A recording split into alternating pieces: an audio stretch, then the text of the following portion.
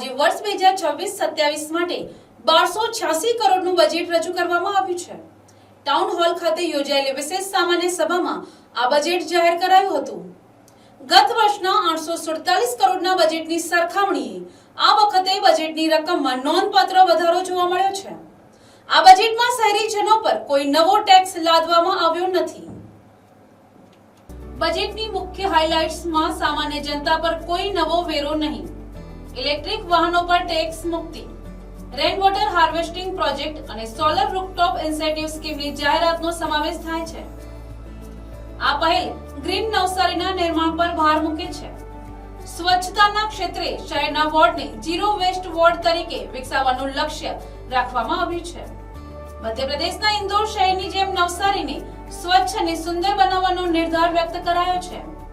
ગત બજેટમાં મનપા દ્વારા કુલ 37 વિકાસલક્ષી કામો હાથ ધરવામાં આવ્યા હતા, જેમાંથી 8 કામો સંપૂર્ણ રીતે પૂર્ણ થઈ ચૂક્યા છે, જેમાં મુખ્ય ટાઉન હોલનું નિર્માણ સામેલ છે। બાકીના 29 કામો હાલમાં પ્રગતિ હેઠળ છે અને આગામી સમયમાં પૂર્ણ થશે। આ વખતે બજેટ પૂર્વે નવસારી મનપાએ લોકોના મંતવ્યો મંગાવ્યા હતા। શહેરના જાગૃત નાગરિકો અને બુદ્ધિજીવીઓ દ્વારા ઈમેલ મારફતે 20 થી વધુ રચનાત્મક સૂચનો મોકલવામાં આવ્યા હતા।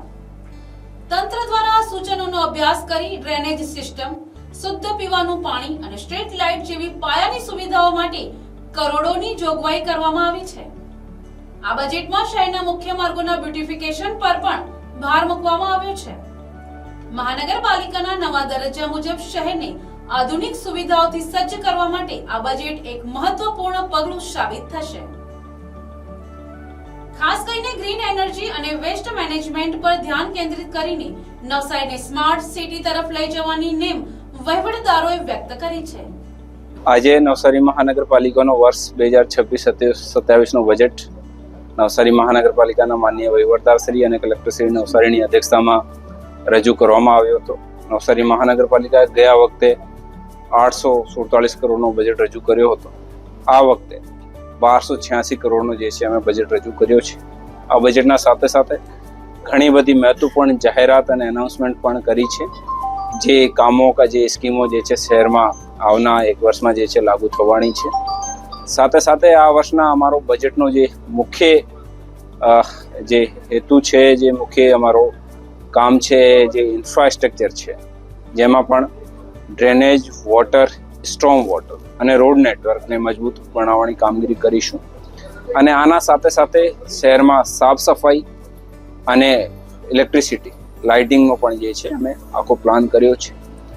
અને આના સાથે સાથે શહેરમાં એવી ઘણી બધી સુવિધાઓ જે છે જે લોકોને મળી શકે છે, જે ગાર્ડન હોય, પાર્ક્સ હોય, લાઇબ્રેરી હોય, એવી બધી સુવિધાઓ, સિવિક સેન્ટર હોય, જેનાથી જે છે લોકોને સુવિધાઓ, સરકારશ્રીની સુવિધાઓ ઘર બેઠા વધારેથી વધારે મળી શકે છે। માનનીય વડાપ્રધાન શ્રી અને માનનીય મુખ્યમંત્રી શ્રીના માર્ગદર્શન અને દિશા નિર્દેશ હેઠળ રાજ્યનો શહેરી વિકાસ વિભાગના મારા માનનીય મંત્રી શ્રીના માર્ગદર્શનમાં આજ સતત પ્રયત્ન કરી રહ્યો છે કે લોકોને શહેરની તમામ સુવિધાઓ ઘર બેઠા મળી જાય અને આપણા શહેર પણ જે છે, જેવી રીતે આપણે કોઈ પણ બીજા દેશના કે બીજા સારા શહેરની વાત કરીએ છીએ, તો આ જ લેવલ ઉપર આ જ સેમ જે છે એક જ લાઈન ઉપર જે આવી શકે છે।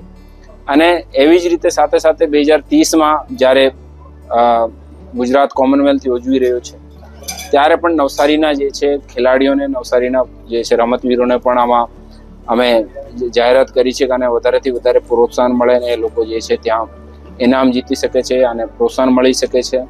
માનનીય કેન્દ્રીય જળશક્તિ મંત્રી શ્રીનો આગ્રહ હોય છે દર વખતે કે આપણે રેન વોટર હાર્વેસ્ટિંગ ઉપર વધારેથી વધારે ધ્યાન મૂકીએ। આની પણ જે છે અમે બજેટમાં જોગવાઈ કરી છે। એવી રીતે લગભગ 15 જેવી ખૂબ જ અત્યંત જરૂરી એવી વ્હીકલ ઉપર ટેક્સ વેવિંગથી લઈને નવો કોઈ ટેક્સ નહીં વધારવાની એવી ઘણી બધી 15 જેવી મોટી જાહેરાતો છે જ। આના સાથે સાથે મેજર અમારો ફોકસ જે છે વોટર, ડ્રેનેજ, સ્ટોમ વોટર અને રોડ નેટવર્ક ઉપર રહેશે।